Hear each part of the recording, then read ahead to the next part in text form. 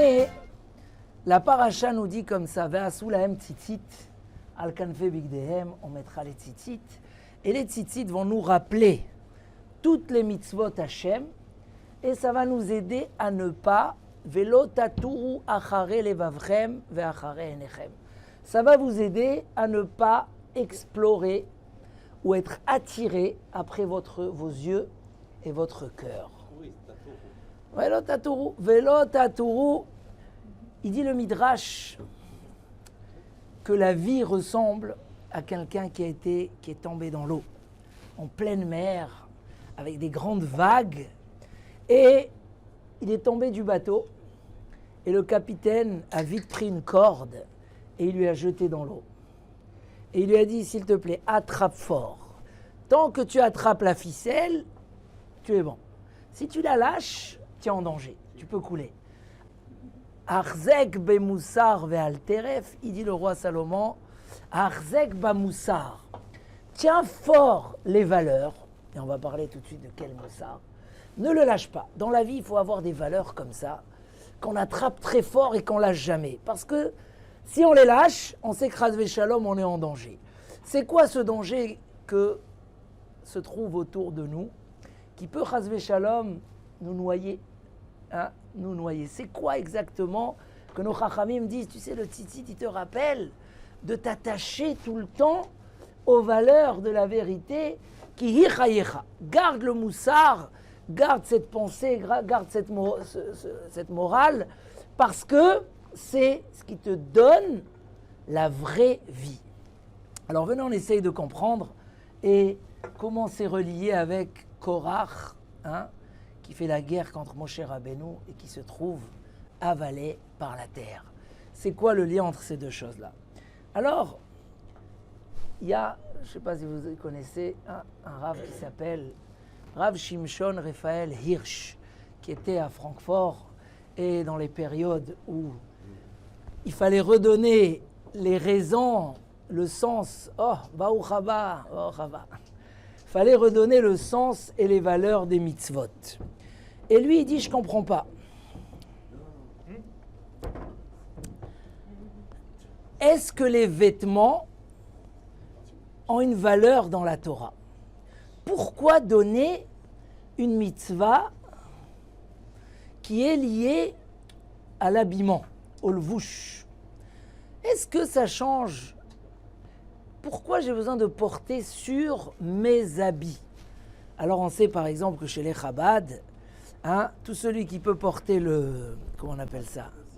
Le sirtouk. Alors on essaye d'avoir la tsurat à Yehudi, mais est-ce que vraiment notre habillement a une valeur? On va essayer de parler un petit peu de l'habit et pourquoi la Torah elle veut que la mitzvah soit dans l'habit. Hein, ça ne suffit pas qu'on met les tefilines le matin ou qu'on a la mezouza à la maison. Pourquoi il faut le porter sur notre vêtement? Une petite bourra pour mon ami. Alors, il dit en fait, venez, on va monter à la source du vêtement. À partir de quand un homme a eu besoin de porter le vêtement? Qu'est-ce qui s'est passé chez Adam Arishon qu'on a dû lui dire lui-même? Il a eu honte de rester nu et il a dû aller vers le vêtement. Et Akadosh Baruch Hu lui a dit oui, maintenant il faut que tu t'habilles. En fait, qu'est-ce qui s'est passé là-bas chez Adam Arishon? Il y a dans l'homme deux parties. La partie du sechel, ce qu'on appelle le sechel, le moach. Hein? On a moach et on a lève, on a l'esprit et on a le cœur, les sentiments, hein? Les désirs. On a ces deux parties-là qui sont un petit peu dans un combat. Quand le serpent il est venu et il a dit à Chava, qu'est-ce qu'il lui a dit? Ça vaut la peine pour vous de manger de l'arbre. Le fruit va vous faire du bien. Mais Akadosh Baruch Hu, qu'est-ce qu'il a dit? Ah, monsieur Metoudi, il ne faut pas manger, c'est la mort, c'est la mort, c'est la mort. Qu'est-ce qu'il a dit le serpent? Non, c'est bien. Qu'est-ce qui s'est passé entre les deux? Vatere ha'isha. La femme, elle a vu qui tov ha'etz le ma'achal. Elle a vu qu'il est bon. Vechi ta'ava hu la'enayim. C'est un désir pour les yeux. Qu'est-ce qui s'est passé à ce moment-là? Les yeux ont dominé. On a ce qu'on ressent, le chouchani, le chouch, et on a le sikhli. Et là, c'était perdu. On sait que dans l'homme, il y a la force de l'imagination. On ne passe pas un jour sans utiliser cette imagination. L'imagination nous emporte. Il dit Rav Israël Salanter que l'imagination, et en été des fois elle est très très forte, c'est comme un fleuve qui arrive en force et qui noie à l'intérieur notre esprit, notre guide, la pensée, la réflexion. Oui, c'est bien, non, c'est pas bien. Toute cette idée-là et ces valeurs que l'homme y sait, c'est bien ou c'est pas bien. L'imagination, elle arrive et elle emporte. Vea sechel itba. Il se noie. Mais quelle est la solution? Il faut le porter dans un petit bateau. Il faut que le sechel soit au-delà. Il y a beaucoup de choses, Baruch Hashem. Déjà, ce qu'on est entouré, bien entouré, ce qu'on a des rabbanim, ce qu'on écoute des shiurim, tout ça, ça laisse le sechel pour ne pas qu'il se noie dans ses tentations, dans ses désirs, dans ses pensées ou le mensonge. Il a une place et il existe. Il n'existe pas. Mais le problème, c'est que l'imagination le fait exister. Je me rappelle toujours mon oncle, Zichrono Livracha, qui racontait l'histoire de cet homme-là qui pensait s'enrichir grâce à un petit œuf qu'il avait. Il était assis comme ça et il disait, cet œuf-là, je vais le vendre. Avec ça, je vais racheter 2 œufs. Et après, je vais les revendre et je vais doubler, jusqu'à que je vais acheter des poules. Et de ces poules, je vais acheter des moutons. Et après, je vais m'acheter des maisons. Et après, tellement, il dit, mais si ça marche pas, il s'énerve, il donne un coup sur la table et il casse l'œuf. C'est ce qu'on appelle l'imagination. Et le Yetzer Hara, comme ça il dit là-bas, le Sforno, il flotte. Son cheval, c'est l'imagination. Parce qu'il sait que s'il vient, il te dit comme ça, il te vend des choses. Ah, tu lui dis, mais arrête avec tes bêtises. Moi, je suis un homme cachère. Moi, j'ai ma famille. Moi, je suis dans le Hémet. Moi, je veux les valeurs. Mais qu'est-ce qu'il fait? Il vient, il fait toute une imagination. Et l'homme, à un moment, il lâche la logique. Il la laisse se noyer. Et il se laisse aller après le rouge, les sentiments, après les ta'avot. Et là, la Torah, elle nous dit, attention. La différence entre l'homme et l'animal, c'est quoi?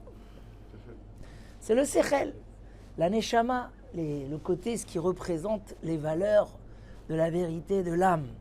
Levad neshama tehora, c'est elle qui est là. Mais qu'est-ce qui va nous rappeler qu'on n'est pas un animal? C'est le vêtement. À ce moment-là, un moment même, Hachem, il a dit à Adam Arishon, tu vas manger l'herbe, comme les ânes. Et Adam Arishon, il a dit quoi? Moi et l'animal, on va manger dans le même endroit, c'est pas possible. Alors Hachem lui a dit, bon, puisque tu as demandé de ne pas être comme l'animal, alors, tu mangeras du pain. Mais on est monté. Qu'est-ce qui nous rappelle qu'on n'est pas un animal? Qu'on n'est pas un animal qui fait ce qu'il a envie, qui dévore, qui veut prendre tout le temps des autres, qui veut écraser les autres, qui veut on n'est pas un animal qui fait ce qu'il a envie, on est un homme. Et là, la Torah nous dit, tu mettras sur ton vêtement ce rappel. Ve'asulahem tzitzit, le tzitzit va te rappeler de ne pas explorer après tes yeux et ton corps. Le tzitzit va te rappeler que tu es un homme, et que tu es un homme avec des valeurs. Et puis, Tom, tu vas voir, Uzchartem et kol mitzvot Hashem, tu vas te rappeler que Hashem, il t'a donné, pas que tu n'es pas un animal, pas que tu es un homme, tu es une neshama. Et la neshama, elle inspire à des choses très élevées. Chelek Elokam Imal, et c'est pour ça que tu as plein de mitzvot. C'est pas des contraintes que Akadosh Baruch Hu t'a mis, au contraire. C'est des, un challenge, des tremplins pour arriver à des niveaux, même dépasser les anges.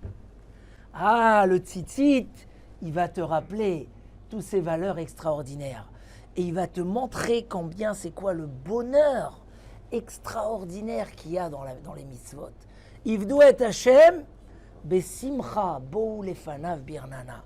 Et là, quand on dit et kol mitzvot Hashem, c'est un bonheur, tous les mitzvot Hashem, ou c'est des devoirs, des contraintes.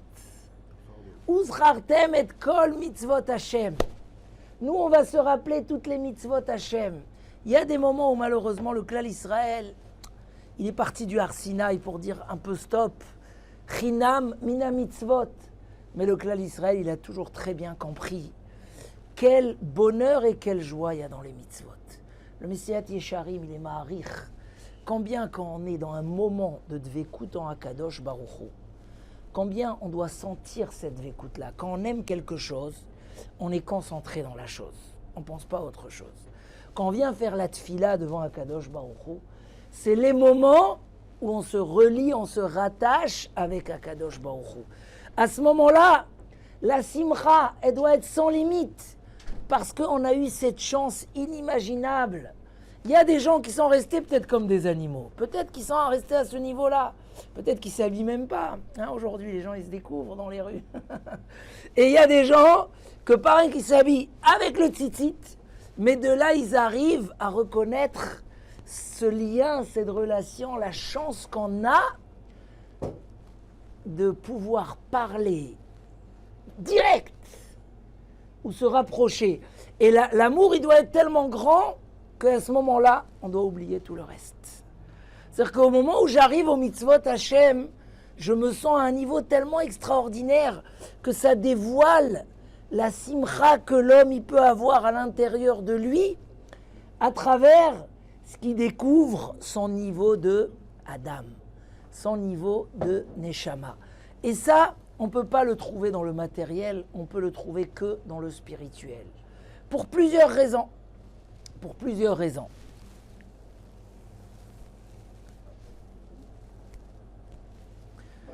J'ai raconté à quelqu'un cette semaine, il est venu, il m'a dit, depuis que je commence à étudier, je sens que pendant 26 ans, je me suis investi dans des choses. Mes rêves, c'était des rêves, vraiment. Et aujourd'hui, je commence à voir que mon désir, il change. Voilà, cet homme-là, il a pris sur lui un jour de mettre les tefilines. Je sais pas, il a eu comme ça un... Et depuis, il vient à la synagogue, on l'a découvert comme ça, tous les matins, avec ses tefilines. Bon, il fallait même lui trouver des tefilines, etc. Et au fur et à mesure, il commence et il rajoute et il étudie. Et il me dit, Mamash, aujourd'hui, les choses qui me réjouissent ne sont plus les mêmes que j'avais avant. Et je commence à voir même, et là, nous dévoile le Midrash, et il est ramené dans le Messiat Yesharim, Vegam hanefesh lotimale. L'âme juive, peut-être l'âme générale aussi, mais surtout l'âme juive, n'est jamais rassasiée. Lotimale. Pourquoi on connaît tout ce Midrash? De la fille du roi. La fille du roi qui s'est mariée avec un paysan. Elle n'a pas eu de chance. Mais vous savez, aujourd'hui, les gens, souvent, ils ne se marient plus avec les valeurs, mais avec la beauté ou avec des choses comme ça. Donc, elle a désiré un jour un paysan et ils se sont mariés ensemble. Et voilà qu'il essaye de lui amener des cadeaux. Elle n'est jamais contente parce qu'il n'a aucune notion des cadeaux du roi. Il ne sait pas c'est quoi le luxe.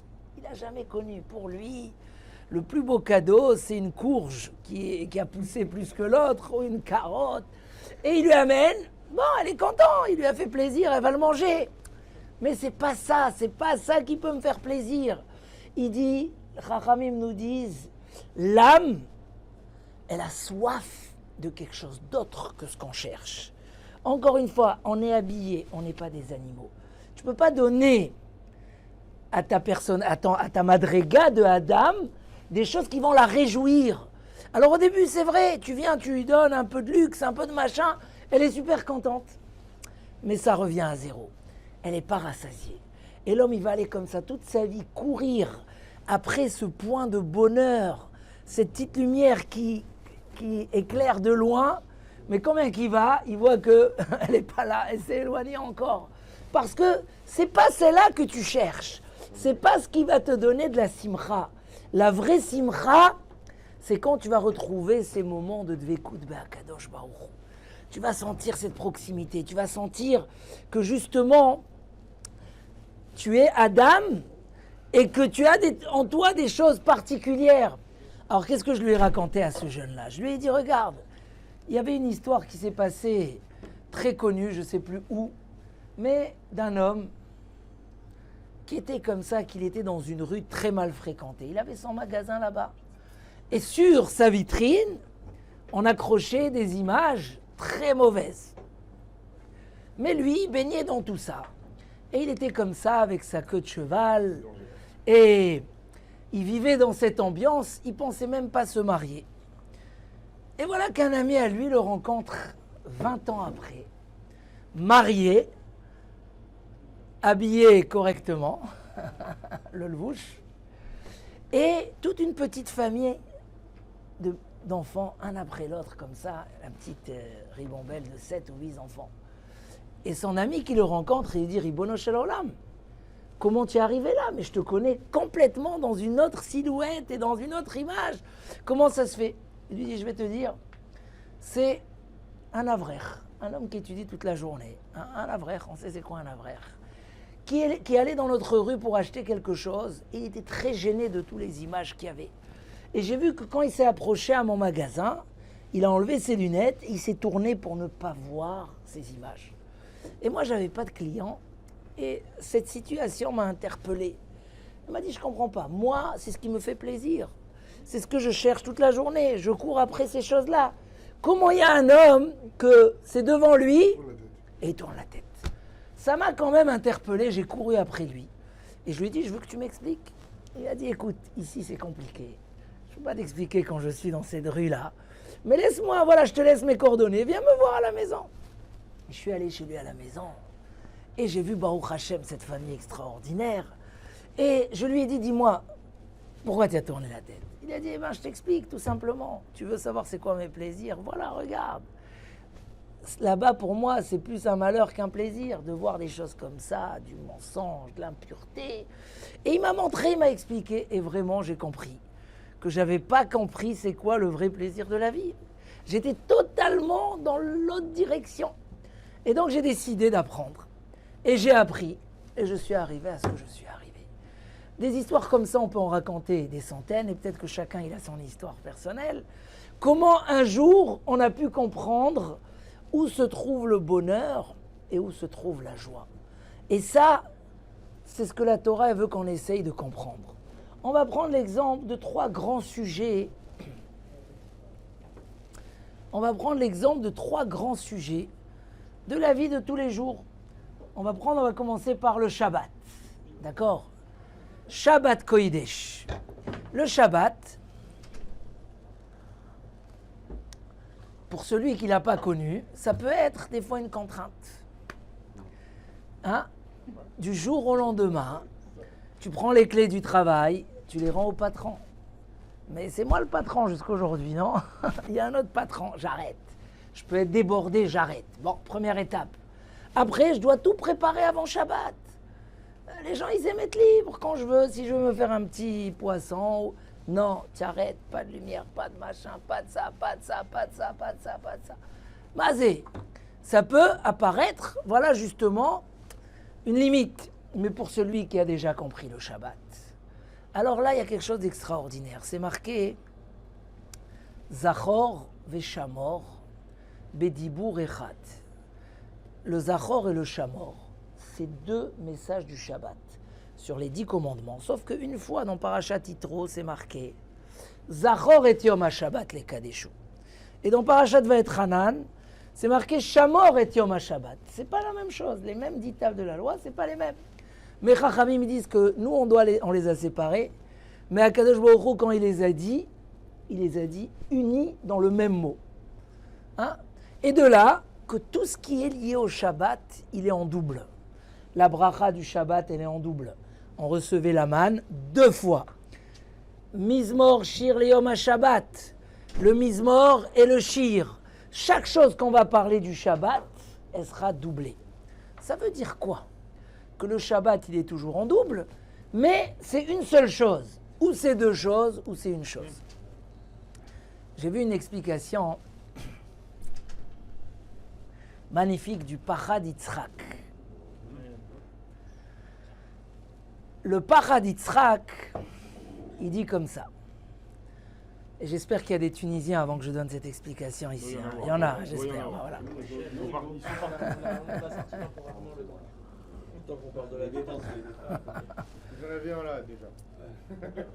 Le Zachor, c'est tous les mitzvot qui viennent nous rappeler que c'est Shabbat.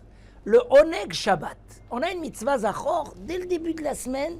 Si on voit un bon saumon ou un bon macaron ou un, je sais pas, ou une bonne dame route, il faut l'acheter depuis Zachor, tout le temps, parce qu'il faut faire un beau Shabbat. C'est ça Zachor. Fais des choses qui te rappellent, c'est en deux mots les kiffs du Shabbat. Et ça, tout le monde comprenne que notre Shabbat, c'est le plus grand des kiffs. Nahon, quand tu vois devant les magasins, tu dis, Ribono Shel Olam, qu'est-ce qui se passe? Il y a une fête une fois par année. Et en fait, non, il suffit de revenir tous les vendredis et tu vas voir, et encore, et des machins. Et... Le Shabbat, c'est le moment de la fête. Tout le monde comprenne que c'est un bonheur extraordinaire. Le Shamor, un peu moins, parce que Shamor, ce qui est interdit. Fais attention, c'est interdit, c'est interdit. C'est comme un gardien, même si on lui donne 1 million d'euros, il n'a pas le droit d'ouvrir les portes, parce que son travail, c'est d'être un gardien. Donc Shamor, c'est tous les interdits. Bedibour Echad, Akadosh Baruch Hu, il nous dit, sache, c'est le même plaisir. Si je t'avais pas interdit de prendre la voiture Shabbat, tu n'aurais pas kiffé ton Shabbat. Tu serais tenté à aller. Il y a 39 travaux qui nous font sortir de nous-mêmes la semaine. C'est vrai qu'on fait quelque chose, mais on n'est pas là. Si maintenant, pitom, ta femme vient avec tes enfants au bureau et dit on fait la fête, tu dis s'il te plaît, rentre à la maison, je suis ailleurs, je suis pas là maintenant, c'est pas le moment. Des fois même quand on rentre à la maison, on a du mal à se... Le Shabbat, le Shamor, c'est tu prends les 39 choses qui déconcentrent la personne de lui-même, de sa famille, de son être, de sa neshama, tu les enlèves. Et ça, c'est autant de plaisir que le Zachor. Hachem, il nous dit, sache, à la base, ça a l'air d'être une contrainte, mais tu n'as pas compris. Derrière la contrainte se cache le bonheur. Tu n'as aucune capacité possibilité de trouver qui tu es et vivre le plaisir de toi-même si tu n'as pas éloigné toutes ces choses-là. Donc la Torah, ce n'est pas des interdits. Au contraire, Sas anochi alimratecha. Je suis, David Amelech, il dit, je suis joyeux de tes paroles comme quelqu'un qui a trouvé un grand trésor. Parce que même ce qui peut avoir l'air d'être une interdiction, au final, non, c'est je bloque quelque chose qui va venir te perturber, quelque chose qui va venir t'enlever ta tranquillité. Ils disent aujourd'hui, les psychologues, que les enfants, c'est pas bien qu'ils soient tout le temps occupés. Pourquoi? S'ils sont tout le temps occupés, tu leur mets tout le temps les bandes dessinées, les téléphones et les machins, l'enfant, il se développe pas. Quand un enfant, il s'ennuie, moi je vois, quand c'est Shabbat, tu vois, pitom, ils cherchent, ils font sortir les jouets, ils commencent à construire, ils commencent à réfléchir. Quand c'est dans la semaine, ils commencent à dessiner. Mais s'ils sont tout le temps occupés, ils n'ont pas le temps de se développer. Et c'est pour ça qu'il faut savoir des fois, justement, mettre les limites. C'est comme ça qu'il dit, ah, j'ai des devoirs. Dis à un enfant quand il arrive à la maison, tu as des devoirs ou tu veux aller devant l'ordinateur? Qu'est-ce qu'il va te répondre? J'ai pas de devoirs. C'est si tu lui enlèves tout ce qu'il y a autour, que là, il va commencer. Un homme aussi, il a des choses merveilleuses à l'intérieur de lui. Mais il ne va pas les découvrir s'il n'est pas bloqué, si tu ne lui interdis pas de prendre la voiture, le téléphone, tout. C'est là où il va dévoiler qu'est-ce qu'il y a en lui. Nous, on a quelqu'un à la synagogue, Motzei Shabbat, il est sur les gardes avec une mitraillette. On doit finir à l'heure, parce que sinon, il attend la cigarette, mamache, il est là, il me dit après Mincha, attention, Rav, c'est là. Bon, moi je lui dis ok. Dernièrement, on étudie un peu Pirkei Avot. Faut voir, on dépasse l'heure, il est là, il est en train d'écouter comme ça. Je lui dis, tu m'as pas rappelé que c'est arrivé l'heure. Et on a dépassé, c'est 11h moins 10, on a dépassé de 10 minutes. Pourquoi? Parce que quand un homme il s'abstient de quelque chose, c'est là où il arrive à découvrir ce côté neshama. C'est ça le secret du vêtement. Combien qu'on va réussir à se rappeler notre niveau d'homme, qu'on a un sérel, qu'on a une neshama. Et ça, c'est les mitzvot qui nous le font. On découvre. Et là, l'âme, elle est rassasiée. Quand tu lui as donné tous les plaisirs du monde, elle n'est pas rassasiée. Tu veux qu'elle soit rassasiée, donne-lui des choses plus profondes. Mais des fois, tu dois freiner un petit peu ton côté animal, ton côté simple, pour pouvoir arriver à ça. Et ça, c'est le bonheur des mitzvot. Regardez, hier soir, j'ai fait un petit cours de Shalom Bayit. À des gens qui ne connaissent pas grand-chose, mais il y avait là-bas des khatanim. Donc je leur ai parlé un peu de la pureté familiale. Et on a parlé de cette nature humaine difficile qui s'appelle la lassitude. Un homme, il s'habitue à tout. Et avant le mariage, pour lui, il a trouvé l'étoile et la lumière. Et après, le fait qu'on s'habitue à quelque chose, il perd sa valeur. Et c'est très grave. C'est très grave. Pourquoi ? Il dit Shlomo Amelech, Alkol Peshaim Techase Ahava. Quand on aime quelque chose, ou on aime quelqu'un, on lui pardonne toutes ses fautes. Est-ce que quand on a trouvé notre femme, elle a 0 défaut? Non, elle doit avoir un petit défaut quand même, non? 1 ou 2 ou un peu. Mais quoi?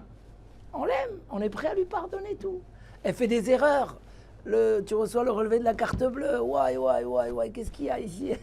On dirait que c'était une carte magique. Mais quoi? Si elle a Hava, quand les gens ne s'aiment plus, qu'est-ce qui se passe? Chaque chose, des fois quand tu vois des gens qui ont Shlom Bayit, ils te font sortir des choses, tu te dis mais je comprends pas, ça se passe chez moi aussi à la maison, mais ça me cause aucun problème. Pourquoi chez toi ça te cause un problème? Mais qu'est-ce qui se passe? Al-kol peshaim techase hava, il faut de la hava. La Torah elle vient et dit, il faut la pureté familiale. Il y a des périodes où il n'y a pas. Il dit Rabbi Meir, pourquoi? Pour que ta femme elle soit toujours aussi chère à tes yeux, comme le jour où on est passé sous la choupa, tout le temps comme ça, toute ta vie. Ça, c'est rien que s'il y a un interdit qui te dit, voilà, là, tu n'as rien le droit, c'est tout. Et à partir de là, ça va recréer dans l'homme Akadosh Baruch Hu qui connaît tous les esprits et la psychologie de l'homme. Il te dit voilà, comme ça il y aura toujours. Mais un homme il dit Ribono shel olam, c'est quoi ça? Ok, ça y est, je suis marié, je suis cachère, j'ai que ma femme, ça s'arrête là, je suis bien. Aussi elle, on a besoin de me priver. C'est quoi ça, Mazé? Mais voilà, on a compris c'est quoi la Torah. Akadosh Baruch Hu il nous a dit voilà où ils sont les pièges, voilà qu'est-ce qui détruit l'amour, voilà qu'est-ce qui détruit. Et ça, on doit le comprendre dans Kol Mitzvot Hashem. Tu es un homme, tu n'es pas un animal. Un animal, il peut aller, il cherche un autre animal. Mais un homme, c'est une construction, c'est une vie éternelle. Et donc à partir de là, si t'aimes et Kol Mitzvot Hashem. Et là j'arrive au 3e point, qui est Vaikach Korach. Korach, il a pris. Il a pris. Qu'est-ce que ça veut dire il a pris? Il y a une Mishnah dans Pirkei Avot, Mishnah extraordinaire. Tout ce qui concerne, tu nous gâtes aujourd'hui. Vaikach Korach, prendre. Est-ce qu'on doit être un homme qui cherche à prendre ou un homme qui cherche à donner? Qu'est-ce qui est un plus grand plaisir? D'être celui qui prend toujours, qui se laisse jamais faire, jamais avoir, ou celui, alors je vais faire une petite pause dans 2 minutes, comme ça on fait voilà, mais je veux finir sur ce point-là, celui qui prend ou celui qui donne. Rabbeinu Yona sur Pirkei Avot, Ezoi derech yeshara sheivchar lo Adam. Ils ont demandé aux élèves de Rabbi Yochanan ben Zakkai, il avait 5 élèves, de plus haut niveau, on les cite même dans la Mishnah, chacun et sa qualité. C'est quoi le bon chemin que l'homme il doit choisir? Et dans la Mishnah d'après, c'est quoi le mauvais chemin que l'homme ne doit pas prendre? Alors ce qui est d'étonnant, c'est que chacun il se répète. Par exemple, tu prends le premier, Rabbi Eliezer, le bon chemin c'est quoi? Aïn Tova, avoir un bon œil. Rabbeinu Yonah dit quoi un bon œil? Être un homme généreux. Quand je dis généreux, c'est pas que financièrement. c'est généreux pour faire du chesed avec son corps, pour faire du chesed avec ses moyens, avec sa parole. Penser aux autres, c'est tout un ensemble de générosité. Il dit Rabbeinu Yona là-bas, ça c'est la plus belle de toutes les midot. Vehi hamshubachat shebekol amidot. Et que tous les midot se découlent de cette mida-là. Un homme qui est généreux, alors il ne va pas s'énerver, il ne va pas être jaloux, tous les bonnes midot. Mais quand tu continues dans la deuxième Mishnah, et c'est quoi le mauvais chemin, hein? Alors il répète, Aïn Ra'a, le mauvais œil. C'est la radinerie, la kilout, midat à kilout, un homme qui est radin. Radin dans ses mots, il ne donne pas de compliments. Radin dans son aide, radin de son argent, c'est midat à kilout. Il dit Rabbeinu Yonah, mais pourquoi tu répètes? Si tu m'as dit que le plus beau c'est la générosité, alors la mauvaise, forcément, il dit non, parce que tu aurais pu dire que la radinerie, la kilout, c'est pas une mauvaise mida. Ok, il n'a pas la qualité de la générosité, mais il n'est pas mauvais. Il dit Rabbeinu Yonah, Vehi minamida achimeguna. C'est la mida, et celui qui a cette mida-là, donc c'est il est radin, c'est quoi radin? C'est rien que, déjà tout ce qu'il a, il ne donne pas, mais en général aussi, il voudra prendre ce qui est aux autres, parce que tout est à lui, c'est Sheli, Veshelcha, Sheli, tout est à moi. Ça, il dit, c'est la mida la plus mauvaise, et de là va découler tous les mauvaises midot. La dispute, la machloket, la dispute, la haine, la jalousie, la colère, parce que quand on va lui toucher à quelque chose, il va tout de suite se mettre en colère, etc. Donc on est en train d'expliquer que la racine de tout, des bons caractères, de l'amour, du shalom, c'est la netina. Se faire la netina, noten, quelqu'un qui aime donner. Se faire plaisir, voilà, à la limite, toi, ce que, je sais pas, tu veux me donner, je t'attends rien. Je cherche à donner sans intérêt. Dans la logique, tu parles de ça aujourd'hui à quelqu'un dans la rue, il te dit, mais même pas en rêve. On est là pour défendre sans bufftek, comment ils disent. Chacun, il est là. Donc, c'est la netina, c'est prendre, vaikar korach, c'est je vais prendre, je vais me battre. Pourquoi Aaron HaKohen, il va être le Kohen? La Torah, elle nous dit, regarde, le côté animal de l'homme, le côté imaginaire de l'homme, c'est que je serai le plus fort, même dans mon foyer, si c'est moi qui ai tout le pouvoir. Hein, les gens qui disent, attention, c'est moi qui décide, machin, c'est le kavod, c'est moi, si tu m'as servi, c'est normal que tu me sers, tout est normal parce que c'est lui. Ouh là là, la logique animale, elle est comme ça. Et le monde, il tourne beaucoup autour de ça. Mais la Torah vient nous dire, écoute, moi je te donne le secret du bonheur et de la simcha. Tu sais quand un homme, il est vraiment heureux, tu sais quand un homme, il aime vraiment, il dit Rav Dessler, on n'aime pas quelqu'un qui nous donne tout le temps. Au contraire, on devient un peu, comment on dit, kafouï tova, ingrat. Qui on aime? Un homme à qui on a donné. Les gens, ils sont attachés même à leur chien. Mais qu'est-ce que tu t'attaches à un chien? Quand tu donnes à quelqu'un, alors ça devient une partie de toi-même, tu commences à l'aimer. Donc si un homme, il se fait ce plaisir, ce bonheur, il dit Rav Dessler, on a ce plaisir en nous. On l'a parce qu'on a une partie d'Hachem, et Hachem, qu'est-ce qu'il a fait quand il a créé le monde? Il a fait que donner. Donc on a, et quand on apprend ce plaisir-là, ça devient quelque chose d'extraordinaire. J'étais une fois comme ça dans un mariage, c'était à Juin, les Pins, et on rentre le soir après le mariage, j'avais juste un petit exemple, et qu'est-ce qui se passe?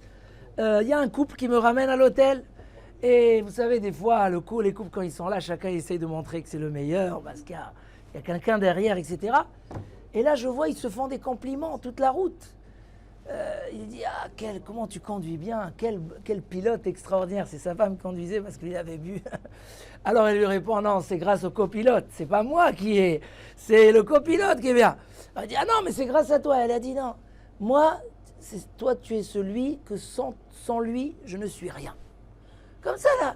Et moi, ça m'a un peu choqué comme ça. J'ai dit, pourvu qu'on entende les gens parler comme ça, que chacun y dise à son conjoint, celui que sans lui, je ne suis rien. C'est extraordinaire. Je vais terminer avec une petite histoire. Comme ça, on va écouter un petit peu. Petite histoire de... Il y avait un jour... l'histoire du manteau, j'aime bien la raconter. un père qui ne peut plus aller travailler. Il est trop âgé, il est vieux. Il dit à son fils, écoute, maintenant c'est toi qui vas gérer. Tu vas aller au travail, au marché pour vendre et tout. Ok, son fils lui dit, mais il me faut un manteau, il fait froid dehors, c'est en hiver. Alors il lui dit, bon, le problème c'est qu'on n'a qu'un seul manteau, qu'est-ce qu'on fait?